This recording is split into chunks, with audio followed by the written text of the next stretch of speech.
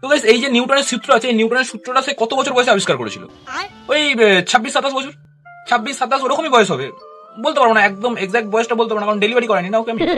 মানে তার মতো একটা অত বড় বিজ্ঞানীও 26-27 বছর লেগে গেছে গ্র্যাভিটির খোঁজ করতে। আচ্ছা, আর সেই জিনিসটা আমাদেরকে পড়তে বলা হচ্ছে 16-17 বছর বয়সে। একবার ডিপলি চিন্তা করো তো, এটা কি মানা যায়?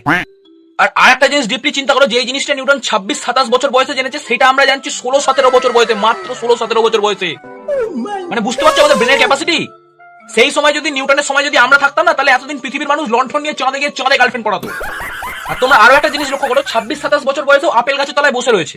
তার মানে কি? বেকার, বেরোজগার, উন্নয়নশীল বেকার। আর ওখানে বসে বসে কি ডেসক্রাইব করছে? এই যে এই যে এই যে এই ডেসক্রাইব করছে, এই হচ্ছে ডেসক্রাইব, এই যে এই যে এই হচ্ছে ডেসক্রাইব, এই যে এই হচ্ছে ডেসক্রাইব। ভাই সিঙ্গেল বিন্দু মাত্র রেসপেক্ট নেই লোকটার জন্য। আমার রেসপেক্ট আছে কার জন্য? যে এই জিনিসটা ডেসক্রাইব করেছে। কি না, জানুয়ারি, ফেব্রুয়ারি, মার্চ, এপ্রিল, মে, জুন, জুলাই। জুলাই হতে ঠিক আছে, আবার এইখানে August, September, October, November, December. এই হচ্ছে অরিজিনাল বিজ্ঞানী, এই হচ্ছে স্যার আইজ্যাক নিউটন, একে বলে। এটা সেই বিজ্ঞানী নয় যে সারা জীবন আপেল গাছের তলায় ল্যাব খোলের মতো বসে বসে এই ধপ আবিষ্কার করছে, এই ধপ আবিষ্কার করেছে।